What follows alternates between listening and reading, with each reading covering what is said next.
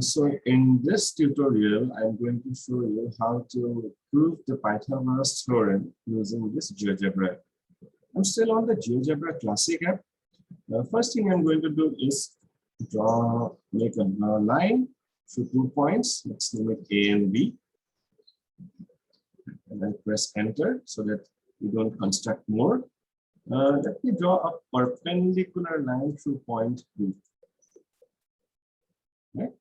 Now this line G is perpendicular to this line F at point B. Let me take 2 points.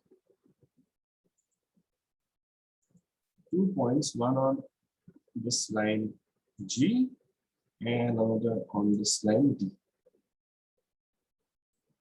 Right. Let's make a polygon using these 3 points B, B, C. Coming back to D, I'll get essentially a right triangle. Right. Now I want to remove this F and G out here. So what I'm going to do is click on G. Just a moment. And then just check this object so that it gets moved. I'll do the same for F. And let me remove A also.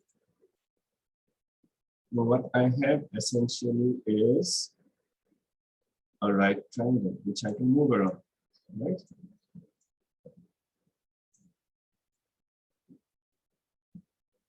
Now let's figure out what are the measurements of the sides. For this, I'll go to this measurement tool and click on distance. The distance of B is this, and C is this. Right? So we are getting some 13 decimal places. Let me just decrease it. Let's make it 2. What I'm going to do is make a polygon out of each side, specifically a square, right? So if CD is a line, right, its length is 4.15, a square with base CD will be 4.15 whole square, right? So I'll make a regular polygon.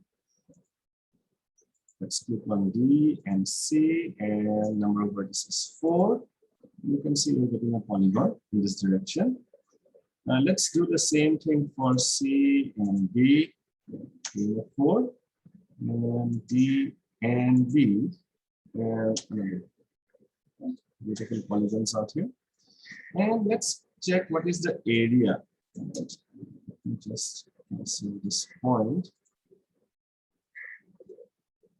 And I need the area of this polygon is 17.25. It is 8.25 and it is 9.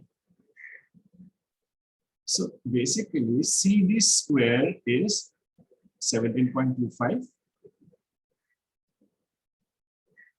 BD square is 9 and BC square is 8.25. And you can see this CD is kind of like the hypotenuse. It is the hypotenuse, while BC and BD form the other 2 sides of this rectangle.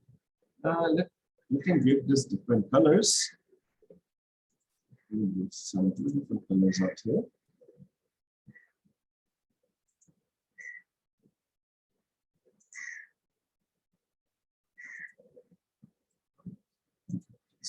Green. Let's get this blue. Let's get this some violet. Okay. Now, we'll see that the area of this polygon it is given by text polygon, or we can also use this measurements. Poly 1, poly 2, and poly 3. Okay. So if I just input poly 1, you will get the measurement as 17.25, and poly 2 plus poly 3 in the text box, you should again get the value to be 17.25. Now, How can we prove the Pythagoras theorem is true for every rectangle? What we can do is essentially move this point. You can see we're getting different shapes of right triangles. And over here, this hypotenuse square, which is poly 1, is equal to sum of squares of the other two sides.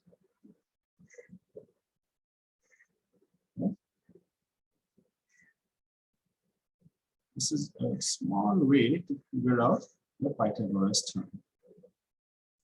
I hope you can check this out and try to do this again at home. Thank you.